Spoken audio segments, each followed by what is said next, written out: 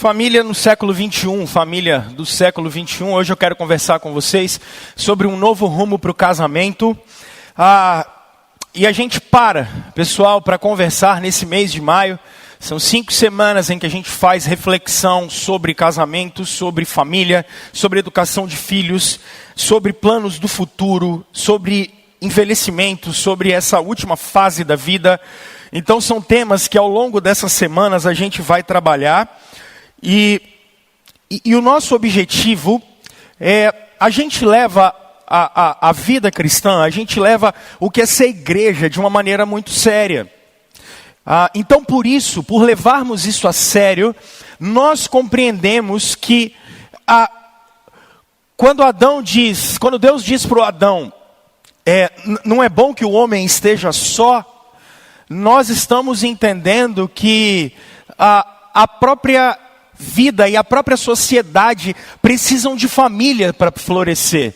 Nós precisamos de pessoas à nossa volta para florescer, e especialmente essas do nosso vínculo familiar. E nós entendemos, por exemplo, que uma igreja saudável se faz a partir de famílias saudáveis.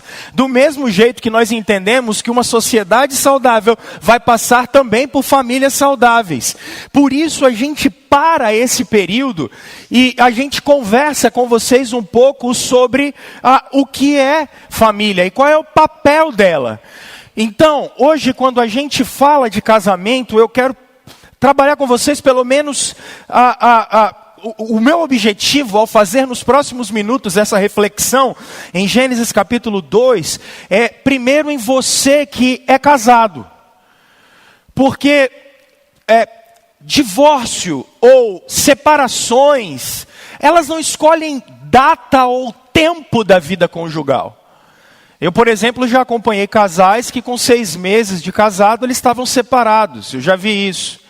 Mas a gente vê pessoas e o índice grande de gente que na crise da meia-idade, entre 40 e 50 anos, por exemplo, se separam. Inclusive esse é o índice maior de número de divórcios e separação. Então nós vemos pessoas de 6 meses, 1 ano, 5 anos, 10 anos, 20, 30 anos de casados se separando. Então o nosso objetivo é que você que é casado pare e pense assim, isso aqui é o meu primeiro objetivo aqui. Eu preciso intencionalmente investir na minha casa. Eu preciso intencionalmente investir na minha esposa. Preciso investir no meu companheiro. Preciso investir no meu marido. Preciso investir, se a minha relação implica em desgaste, eu preciso investir. Segundo alvo que eu tenho por favor, eu sei, é a realidade que nós temos e temos que lidar com ela. Enquanto vivemos num mundo disfuncional por causa da presença do pecado, porque plenitude só teremos quando Jesus voltar, nós, por exemplo, temos e somos pessoas que já passamos por experiência de um casamento, talvez 2. Então, eu não quero saber o que aconteceu no passado com você. Não quero saber. E Deus também não está preocupado com isso. O passado a gente apaga ele em Cristo Jesus. Só que a partir de agora, nós queremos, a partir de uma reflexão bíblica, entender qual é a realidade que Deus quer que eu viva com a minha família agora. Ou, se por acaso eu tiver uma nova oportunidade de constituir uma nova relação, que tipo de relação a gente vai ter daqui para frente? Nós vamos ter uma relação a partir de agora, segundo os princípios e valores do reino de Deus? É isso que nós queremos? Porque o que nós queremos é que você viva a plenitude e o futuro que Deus tem para você em Jesus Cristo. Mas existe um terceiro grupo, e esse eu acho que é o que a gente mais deve focar, não só dentro da igreja, quanto também nas nossas casas. As futuras gerações. Se por um lado eu quero que você invista no seu casamento, invista na sua relação. Se por outro lado, eu quero que você, por exemplo, que talvez teve uma experiência ruim, que você a partir de agora tenha uma experiência diferente e que você viva o futuro que Deus e Jesus Cristo tem para você. Por outro lado, eu acho que a gente precisa preparar as próximas gerações. E isso é um objetivo que a gente tem. Sempre que eu estiver falando aqui sobre família, irmãos, eu não estou falando de você. Eu acho que isso você precisa ter muito em vista. Eu não estou falando de você. Eu estou falando de uma cultura. O que é que nós estamos sempre criticando aqui? Cultura. Nós estamos criticando o modo com a qual a cultura, aquilo que eu chamo, que a Bíblia chama de Babilônia, que a gente chama aqui na nossa igreja de sistema, que a gente sempre chama de uma cultura. A gente tem uma cultura do individualismo. A gente tem uma cultura que rompe laços muito fácil. É uma cultura em que, se eu não estou feliz, se eu não estou satisfeito, se eu não estou realizado, eu não estou preocupado em manter um voto de aliança e trabalhar por ela.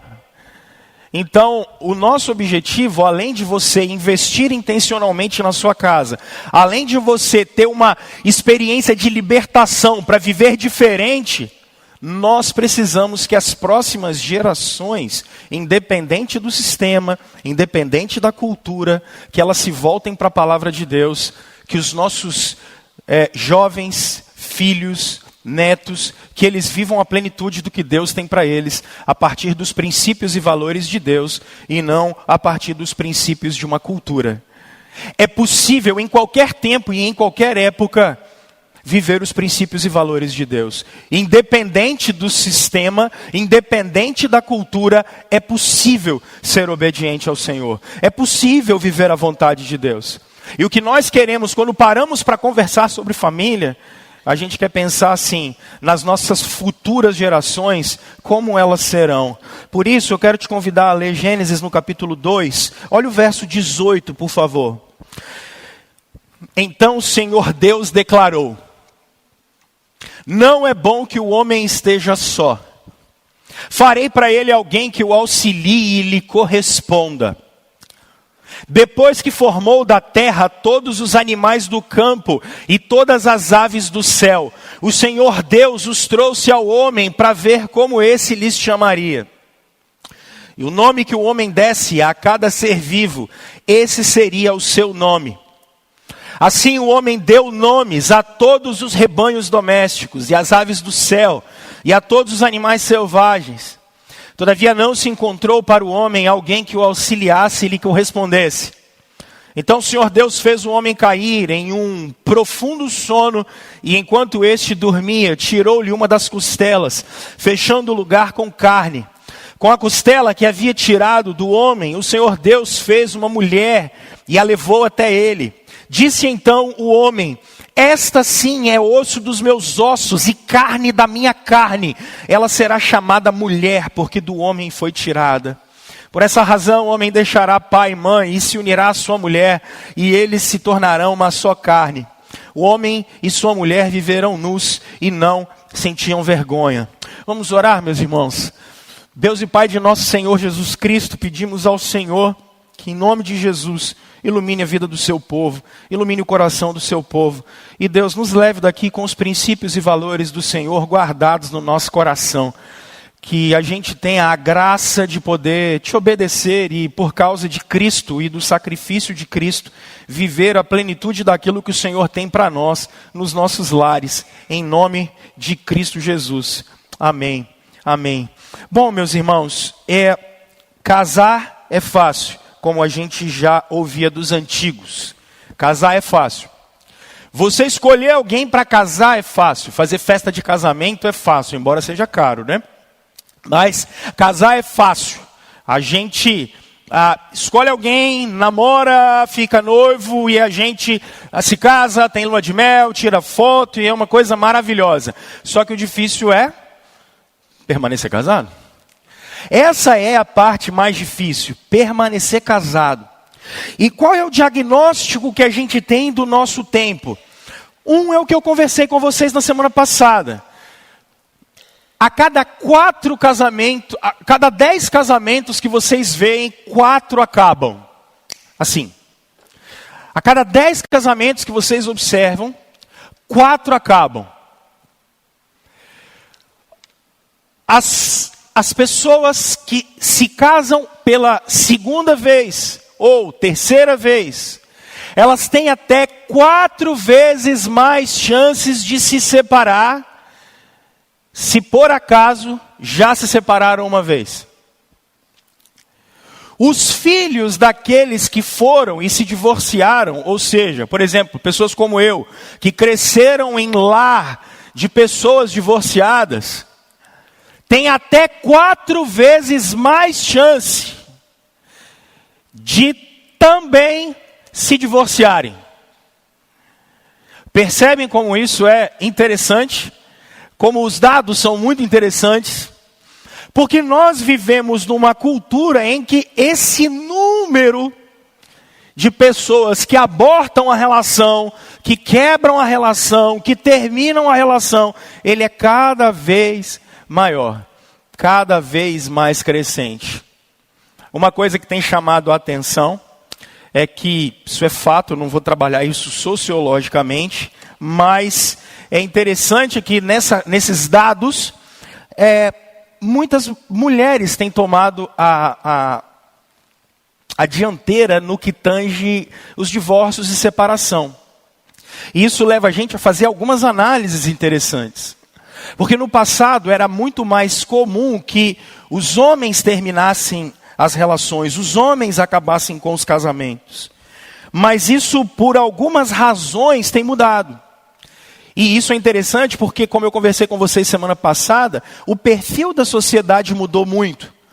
Então, por exemplo, no passado, a mulher aguentava o que tinha que aguentar e nunca falava nada, porque economicamente ela dependia do homem. E hoje isso não acontece mais.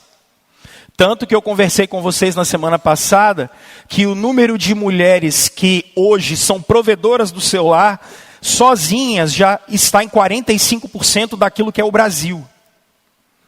Então hoje,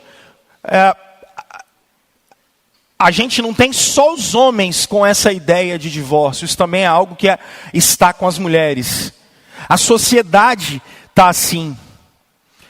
Mas se economicamente a gente pode observar esse perfil, a gente começa a olhar um perfil emocional dos divórcios.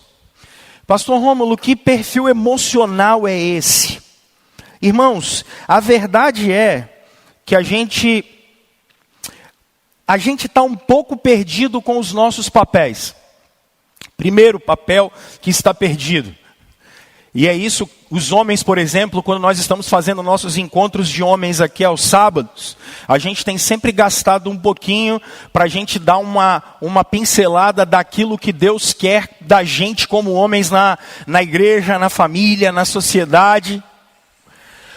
Percebam que a gente confundiu muito tempo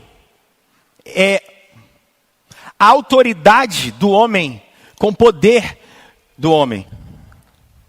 E é por isso que vocês observaram ao longo de tanto tempo e tanta época, atitudes que a gente chama no nosso tempo de machistas.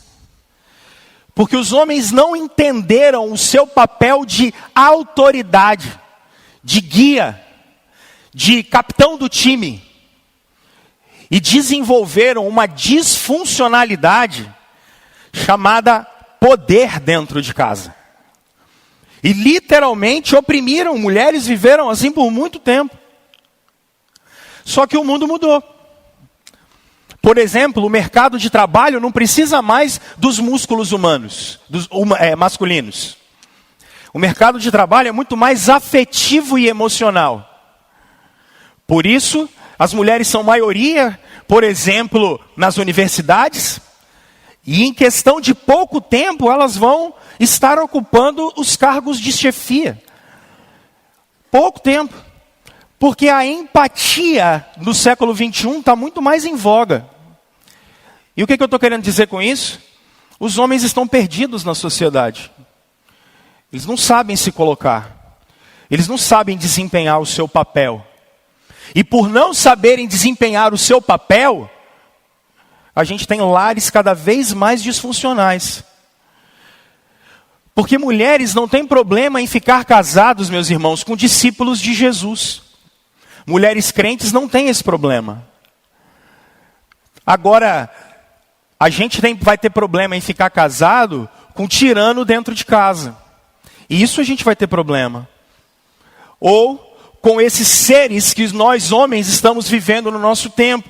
Que eu pela manhã, pregando, chamei de seres híbridos. E o que eu estou chamando de seres híbridos? Homens cada vez mais feminilizados. Homens cada vez desempenham menos o seu papel de homens. E isso tem sido uma grande causa de rompimento das relações. Esses seres híbridos, que são os homens do nosso tempo. Por outro lado, meus irmãos, nós também vivemos um problema se a própria sociedade, com a mudança dela, trouxe para os homens essa pressão e os homens estão perdidos, vocês mulheres também estão perdidas. Como eu trouxe para vocês na semana passada, vocês meninas são as maiores consumidoras de 2 tipos de drogas. Primeiro, desses benzodiazepínicos, especialmente do Rivotril. Vocês são as maiores comedoras de Rivotril. O mercado é de vocês. Clonazepam em mulheres, vocês são. E segundo, ninguém toma tanto antidepressivo como vocês.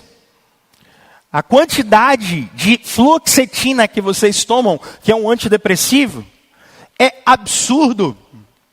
E aí o que a gente observa? Mulheres cada vez mais doentes. Porque a pressão sobre vocês na sociedade é enorme. E isso tem feito com que lares sejam completamente disfuncionais. E aí o que a gente está observando? Um aumento do número de divórcios? Sim. Mulheres abortando o casamento, mas razões econômicas, razões emocionais. Tem um outro problema, gente. Casamento, a lei do divórcio do final da década de 70 fez com que a gente banalizasse o fato. Então, é muito comum vocês observarem pessoas que dizem assim: por que você se separou? Ah, a gente não falava mais a mesma língua dentro de casa. Ah, não, mas por que fulano não está mais, por que fulano não vive mais junto com o ciclano? Ah, as nossas carreiras foram para lados diferentes.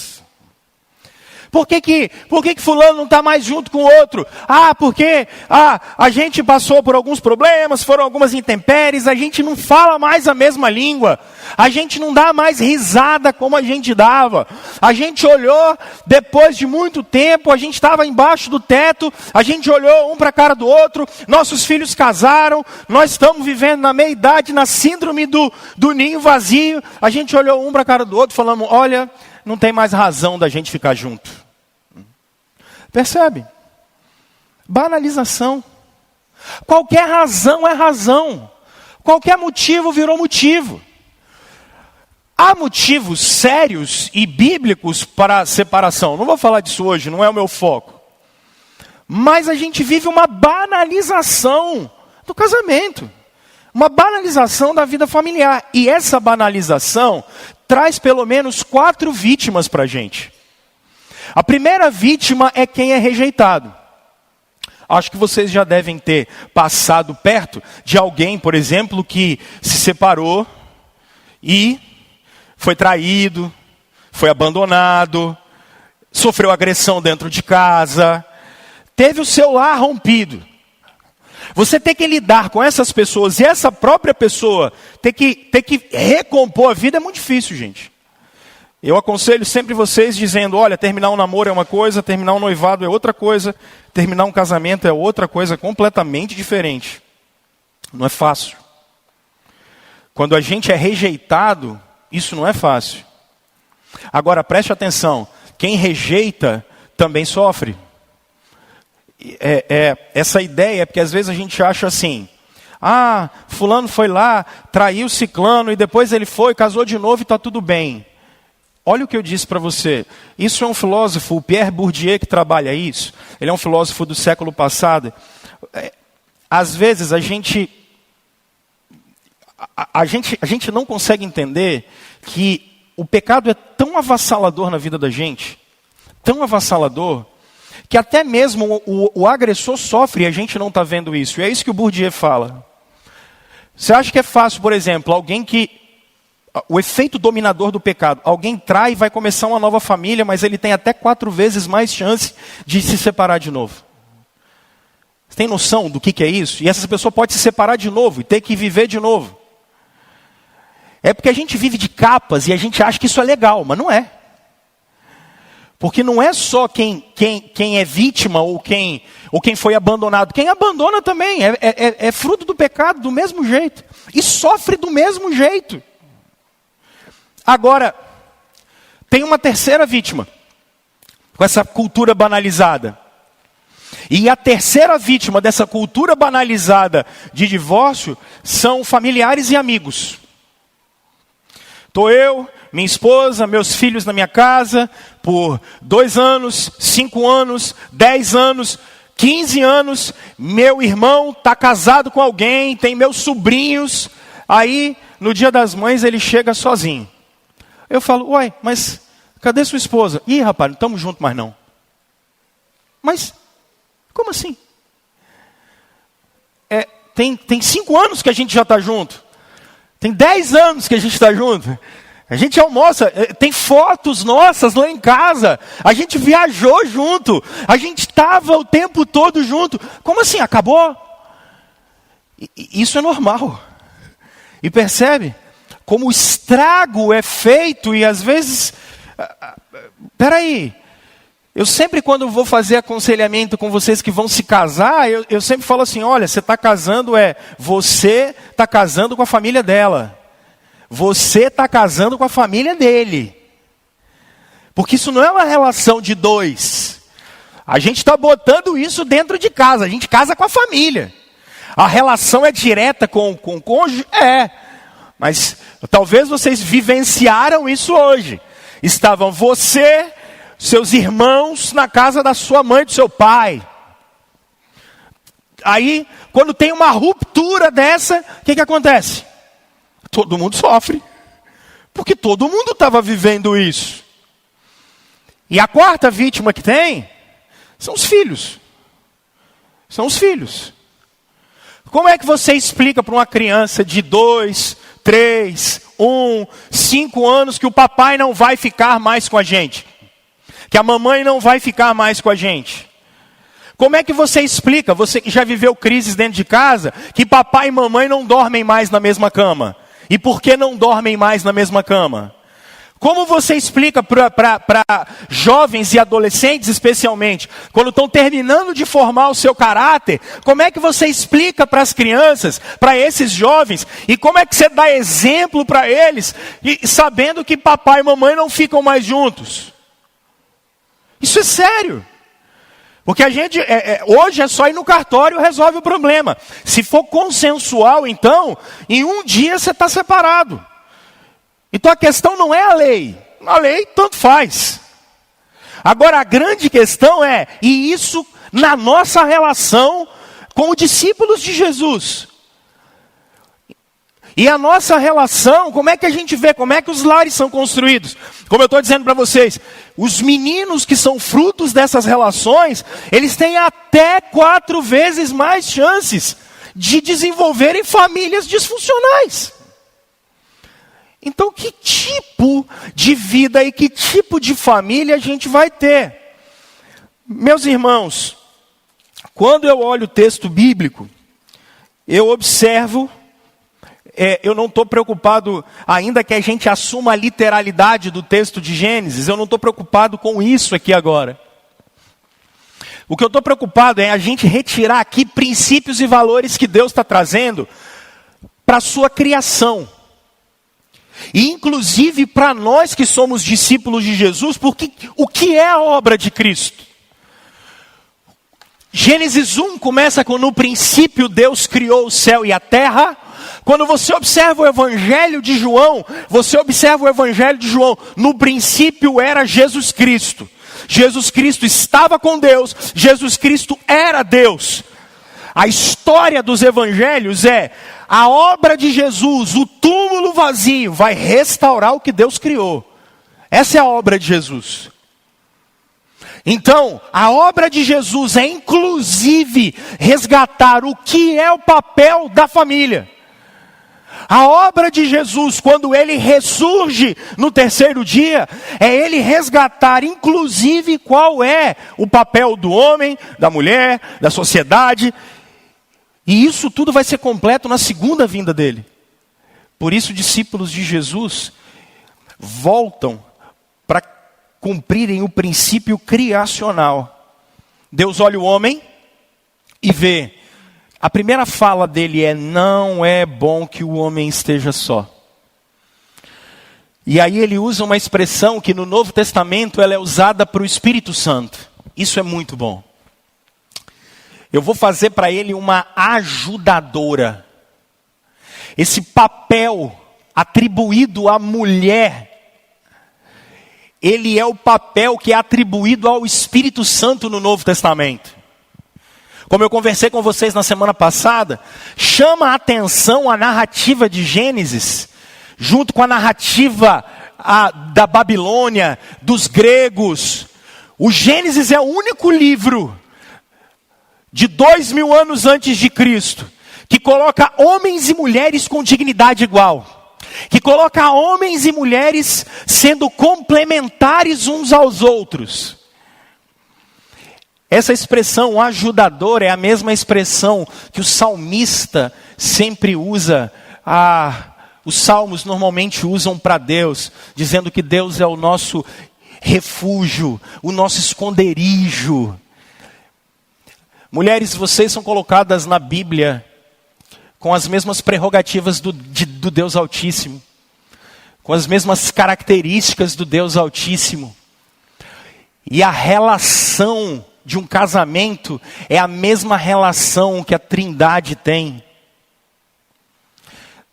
O que se segue da narrativa do Gênesis é dizendo que Deus dá uma anestesia geral no Adão, faz com que ele durma,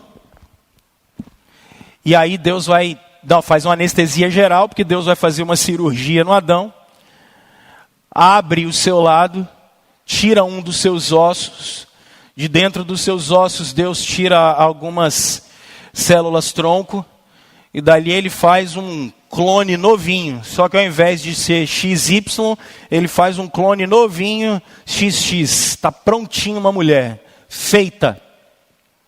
E o Adão faz uma poesia maravilhosa quando ele diz: essa é osso dos meus ossos e carne da minha carne. É uma poesia hebraica, linda. E o texto bíblico vai dizer no verso 24: por essa razão o homem deixará pai e mãe, se unirá à sua mulher, e eles vão ser uma só carne. Eu vou trabalhar isso agora com vocês.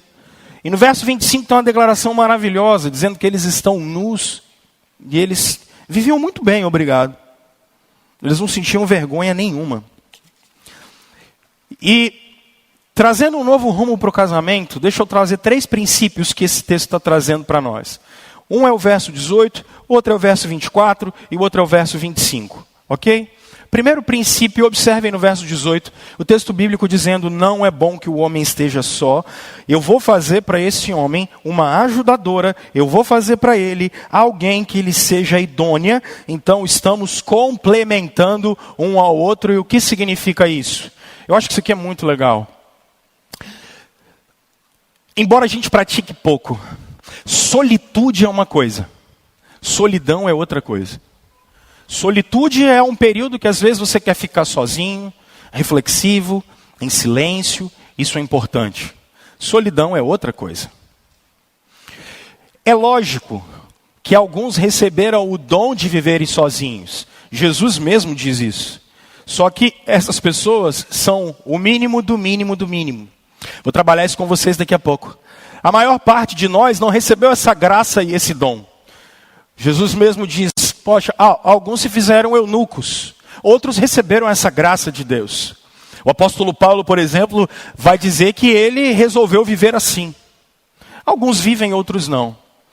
Mas eu acho que o que a gente precisa entender, não é bom que o homem esteja só, é porque, gente, solidão não é para os homens.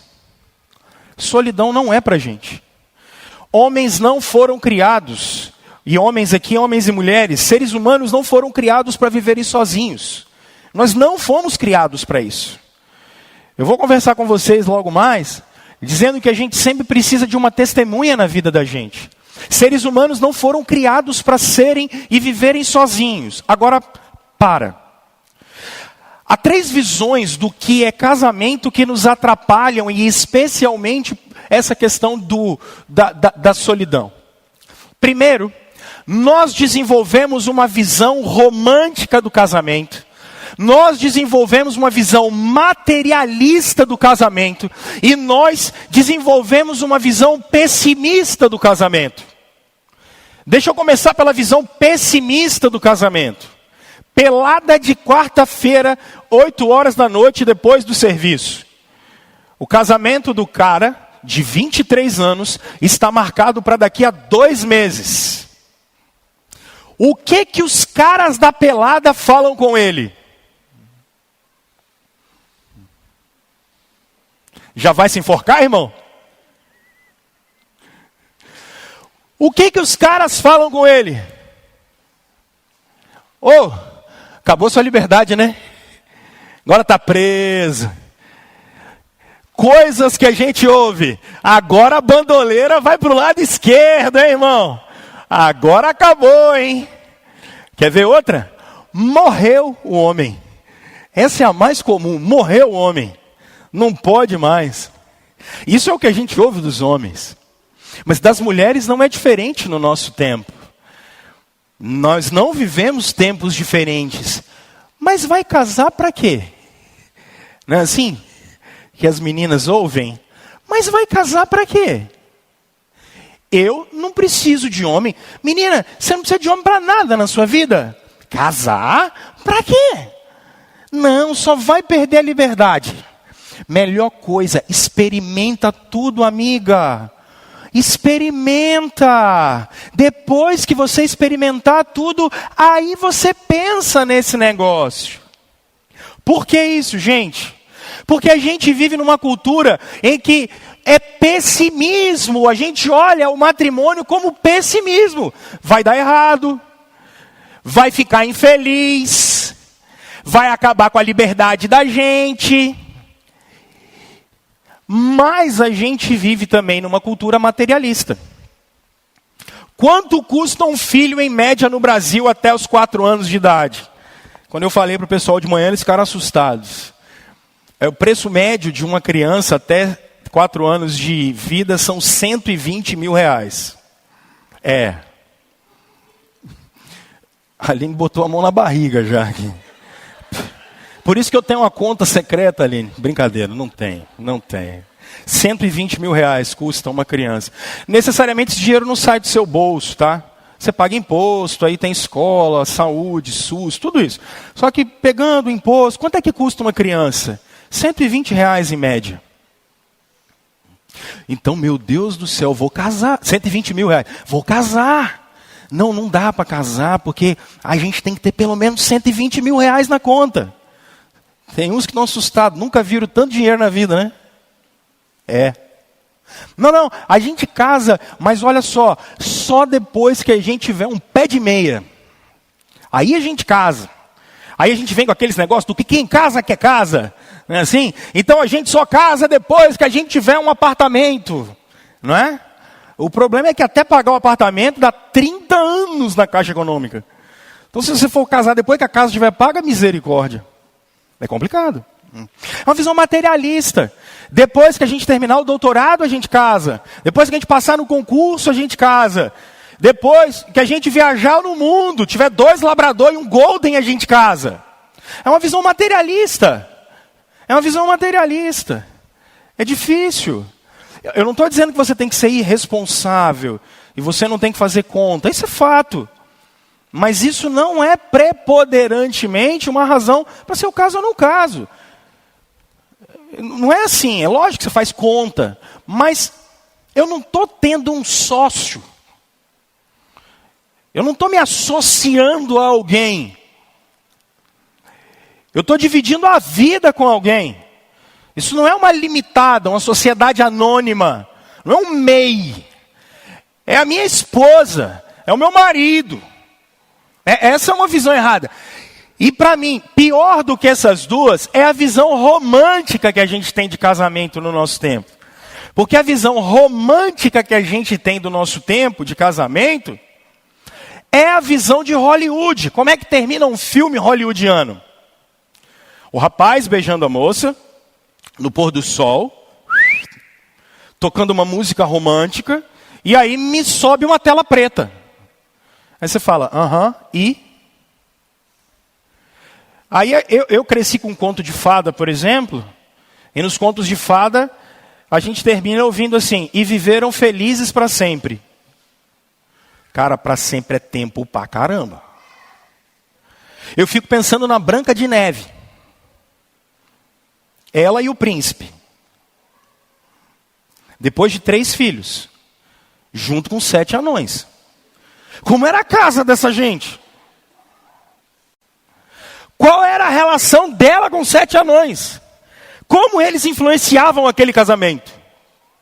Como era a vida deles? Como era a vida da Branca de Neve depois do 3º filho? Será que o príncipe chegava em casa e estava tudo bem? Porque para sempre é tempo demais. É uma visão romântica que me parece que a nossa cultura comprou. E isso é interessante. Porque o que me parece é que a gente rompe as relações quando acaba o desejo. A gente rompe as relações quando acaba o romantismo. A gente rompe as relações quando o sentimento acaba. E aí, por exemplo, dos poetas brasileiros que eu mais gosto, o Vinícius de Moraes está dentro deles. E o Vinícius, num dos seus principais sonetos que vocês conhecem, ele diz: eu possa me dizer do amor que tive, que não seja imortal, posto que é chama, mas que seja infinito enquanto dure. A nossa cultura reproduz isso o tempo todo. A nossa cultura reproduz que quando acaba o sentimento, acaba o amor. Quando acaba o sentimento, acaba o compromisso. Quando acaba o romantismo, acaba a aliança.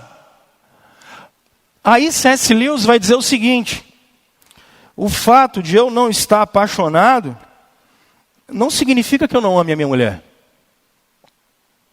O fato de eu não estar apaixonado não significa que eu não ame a minha mulher. Irmãos, se nós desenvolvermos uma visão de relação pessimista, materialista ou romântica, o final das nossas vidas é a solidão. Porque são visões utópicas e egoístas do que é casamento, do que é realidade conjugal, de uma vida em conjunto. Nós não podemos desenvolver esses tipos de visão. Agora, nós precisamos trazer para dentro da gente uma visão realista. Uma visão daquilo que realmente é a aliança de um casal. Por isso, se em primeiro lugar a solidão não é algo que a gente deve fazer, você deve dizer então assim: pastor, que dificuldade que é a gente ficar junto? Dá uma olhada no verso 24, porque o texto vai te explicar isso. Ele diz o seguinte: por essa razão o homem deixará pai e mãe e se unirá à sua mulher, e eles se tornarão uma só carne. Se em primeiro lugar solidão não é para a gente, o Vinícius de Moraes, escrevendo também o Samba da Bênção, ele diz que a vida não é de brincadeira, porque a vida é a arte do encontro em meio a tantos desencontros. O que é uma só carne? Nós casamos com os encontros e os desencontros dos outros. Nós casamos com os encontros e casamos com os desencontros dos outros. Olha só. O que é que nós sempre precisamos na nossa vida, como eu falei com vocês? A gente precisa de uma testemunha. Que é isso? Sexta-feira, você teve uma semana difícil, só que chegou na parte da tarde, você recebeu uma notícia maravilhosa no trabalho, você sai de lá e você corre para onde? Você precisa contar para alguém. Você precisa dividir com alguém. De uma situação dificílima e tal, e aí você, o que você faz? Você precisa dividir com alguém. Me veio uma cena de quando a gente descobriu, por exemplo, nossa primeira filha, quando a gente descobriu que a Aline estava grávida. Já contei para vocês, a Aline tinha um cisto no ovário, aí ela foi lá fazer um ultrassom para ver como é que estava o cisto, estava Elisa lá dentro. Elisa era o cisto. Mas foi engraçado, porque a Aline chegou, eu estava trabalhando, ela chegou no meu trabalho, botou a minha mão na barriga dela e falou assim, a gente vai ter um neném. Hã? Mas hein? Porque você tem que contar essas coisas para as pessoas. Porque isso é felicidade. A gente tem que ter alguém para dividir essas coisas. Agora, e os problemas? Quando você toma uma ripada de alguém, chega em casa com a orelha mais baixa do que cachorro vira-lata. Para onde você vai? Você precisa dividir com alguém. Você quer contar com alguém. Encontros e desencontros. A vida da gente é uma vida assim, em que a gente constrói uma relação com alguém. É uma testemunha de tudo que a gente está vivendo. Aí, eu trouxe uma história da cultura indiana para vocês, que eu acho que é para tentar elucidar o que são esses encontros e desencontros. Tem uma história, uma ilustração da cultura indiana que diz que o Criador fez o homem e a mulher e disse, agora vocês dois podem viver. Vivam juntos, vamos lá. E o Criador está lá na fazenda dele, cuidando, é uma visão de um Criador que cuida do mato, que tem a enxada, e ele está lá fazendo a plantinha, e o homem e a mulher foram-se embora. E viveram um tempão. Depois de muito tempo que eles viveram, eles voltam, e o homem vem trazendo a mulher pelo braço, e fala assim, ó aqui Criador, está aqui, está na sua mão, é seu. E o Criador falou, mas o que aconteceu? Ele falou, nosso pai. Criador, isso aí dá dor de cabeça que o senhor não tem ideia. Fala. Criador fala. Mas não para de falar 1 minuto. Nosso pai. Isso fala. E quando começa a cobrar. Meu Deus do céu. E cobra, e cobra, e cobra, e cobra. E não deixa de cobrar. E olha detalhe. Deixa eu te falar um negócio. Pega, porque eu não aguento mais viver com isso aí. Fica. O Criador falou, não, tudo bem. Vai deixar lá comigo.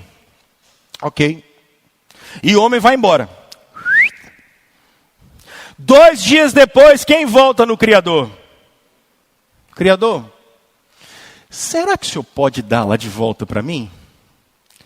É porque lá em casa, parece que está faltando alguma coisa. Mas aquela casa é grande demais. Está faltando barulho. Não é que eu até senti uma saudadezinha dela, Criador? O Criador, olha, meu filho, é lógico, pode levar, não tem problema, eu fiz exatamente para você. E ele pega a mulher e leva de volta para casa. 2 dias depois vem ele de volta com a mulher. Criador, não quero mais, não consigo mais viver com ela. E o Criador, com a cabeça baixa, só diz assim, mas também não consegue viver sem ela.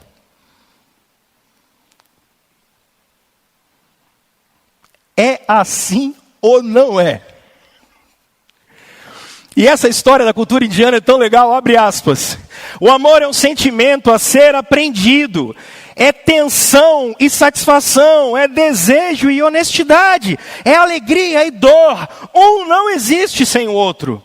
A felicidade é parte integrante do amor.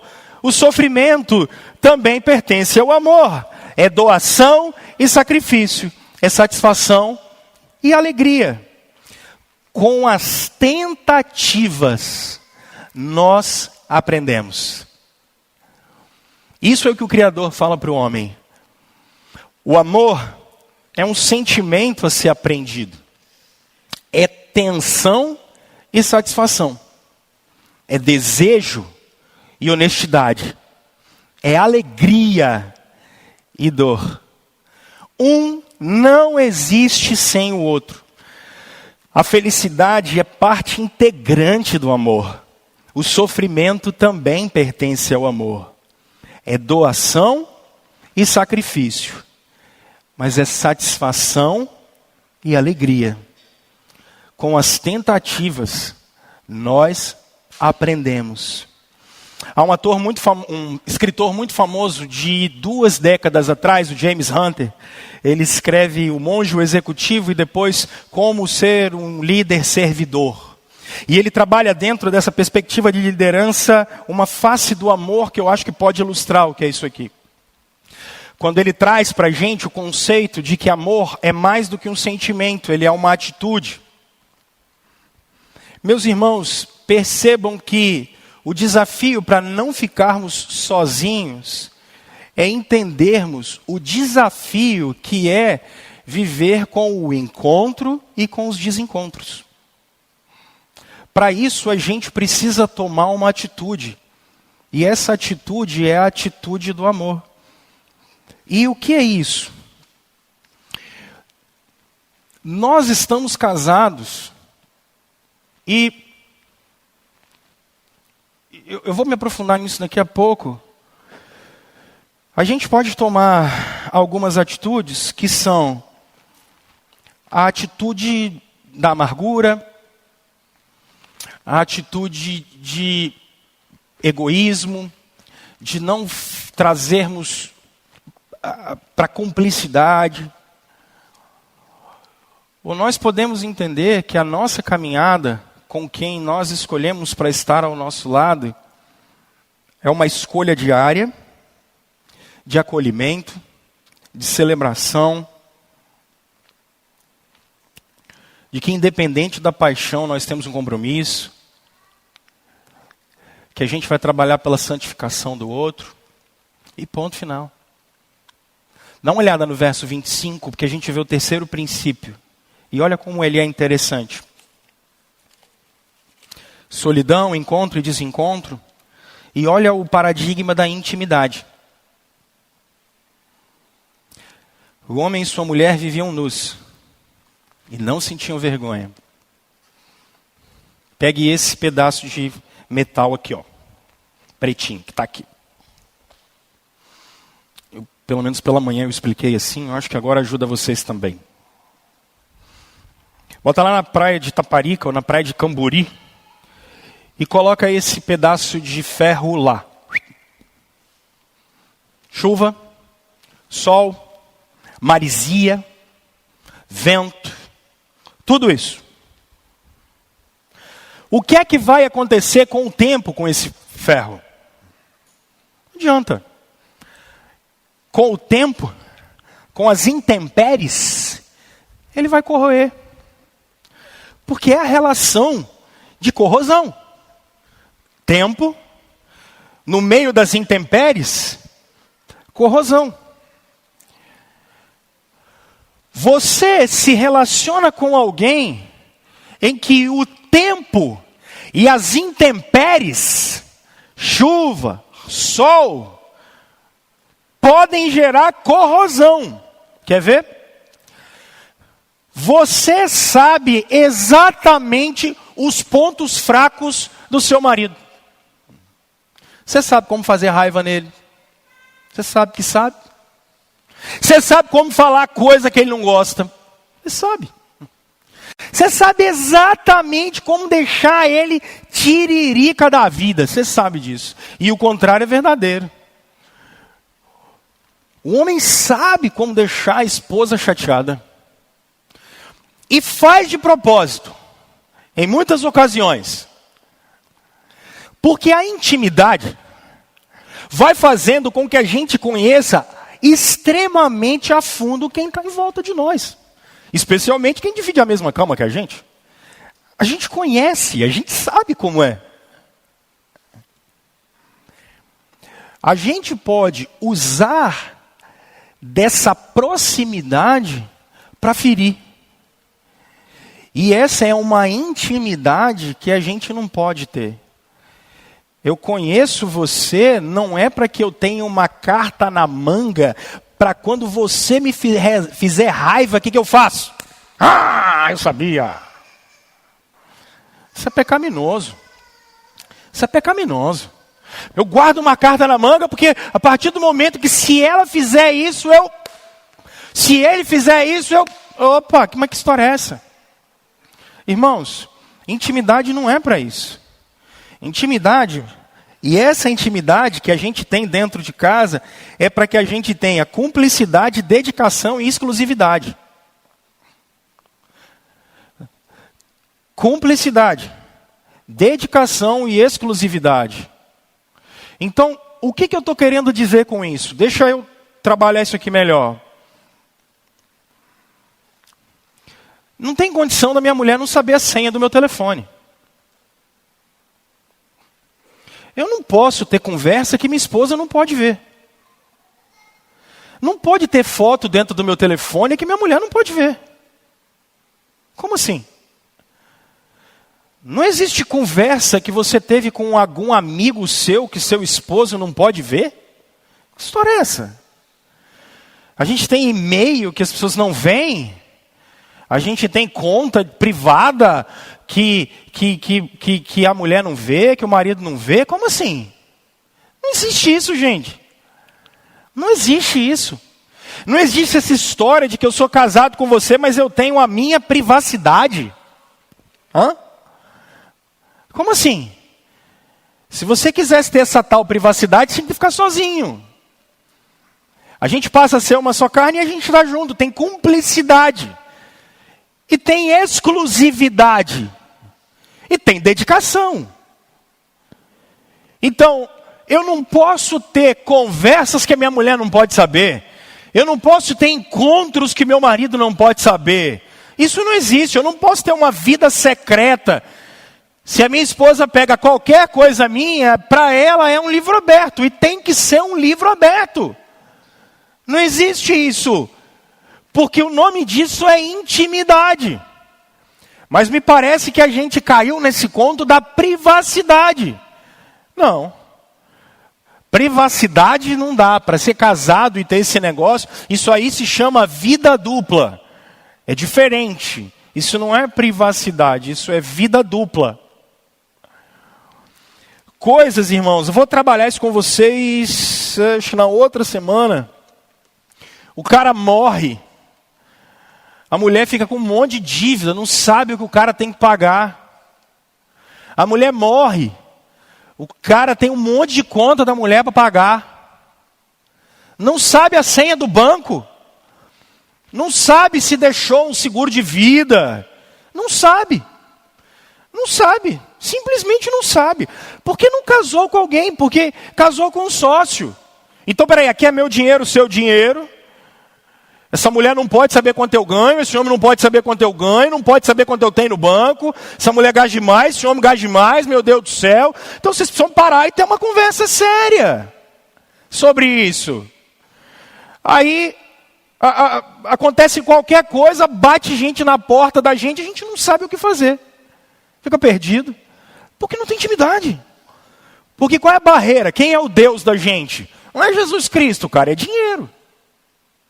Entende isso? Aí é o conto da privacidade, é o conto do mamon. E quanta gente vai dessa para uma melhor ou para uma pior, e aí, cara, a gente fica olhando, as pessoas que ficam numa dificuldade danada, porque não tem intimidade. Porque não tem intimidade. Gente, cumplicidade, dedicação, exclusividade. Cumplicidade, dedicação, exclusividade. O homem e a mulher estavam nus, é isso, é intimidade. Intimidade. Quando a gente está casado, a gente fecha a porta do quarto e somos nós dois, uma só pessoa. Uma só carne. Uma só carne. Não temos problema com a nossa sexualidade. Ela precisa ser muito bem resolvida dentro de um casamento. Casais não conversam sobre essas coisas. Sobre assuntos de sexualidade. Mulheres cheias de vergonha, homens cheios de vergonha. Que história é essa, gente? A gente precisa conversar sobre esses assuntos. A gente vai viver a vida inteira junto. Então a gente não tem que ter vergonha disso. A gente precisa conversar sobre essas coisas. Bote as cartas na mesa. Dedicação, exclusividade, cumplicidade. Dividam a vida. Esse é o princípio. E esse é um rumo que a Escritura está dando para o casamento da gente. Então eu quero concluir falando 3 coisinhas rápidas. Primeira coisa, só recapitulando aqui, um novo rumo para os nossos casamentos é que solidão não é uma escolha para nós. Casamos com encontros e com desencontros. E casamos, irmãos, para termos cumplicidade, intimidade, dedicação, exclusividade. Aí, eu queria que você, que é casado, que você parasse agora 1 minuto e fizesse uma reflexão na sua vida de casado. O que é que está faltando? Faça uma análise sincera, não romântica, não materialista, não pessimista, mas fizesse uma avaliação assim, como é que eu posso intencionalmente investir na minha casa? Como eu posso com intencionalidade? Será que está faltando ter um tempo com a esposa, com o marido? Será que está precisando deixar os filhos com o sogro, com a sogra ou com algum irmão da igreja para parar para ter uma conversa? Será que a crise da meia-idade está precisando parar para realinhar algumas coisas? Será que estão já com síndrome do ninho vazio, quando os filhos já começam a ficar mais velhos e aí a gente olha para um para o outro e fala, quem é você mesmo? Intencionalmente, o que está faltando?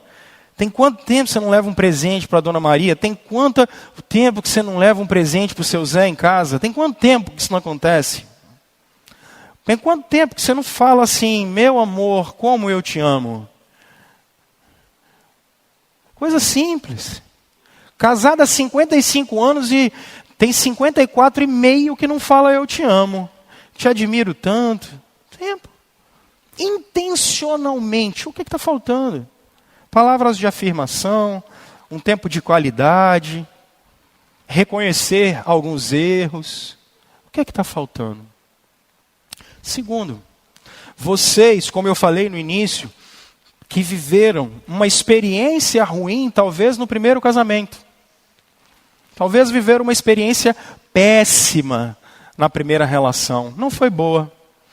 Começaram uma segunda, ou não sabem se vão começar ou não. Pare agora e reflita os princípios e valores de Deus. No meu momento de vida, quais são os princípios e os valores de Deus que eu preciso refletir? Como é que a gente vai fazer daqui para frente? Para trás ficou. Não adianta chorar o leite derramado.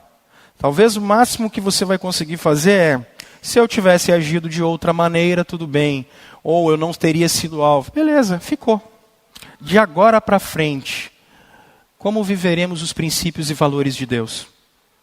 Como viveremos os princípios e valores de Jesus?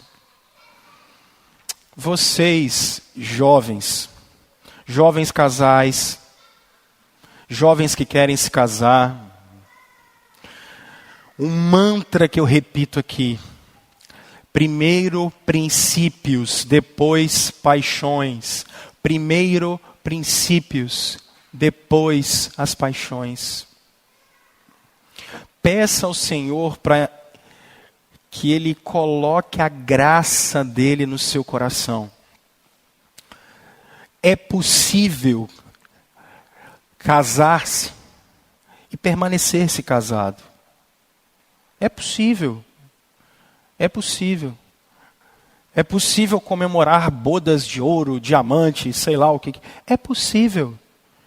Tem marcas no caminho? Tem. Mas é possível casar, permanecer casado, segundo os princípios e valores de Deus. Para isso Jesus Cristo se manifestou. Não caiam no conto do romantismo, do pessimismo ou do materialismo. Se a cultura do mundo anda de algum jeito, se a cultura da Babilônia anda de determinado jeito, nós não precisamos andar assim. Nós temos Cristo. Nos foi dado o Espírito Santo. E a gente pode sim viver os princípios e valores de Deus agora.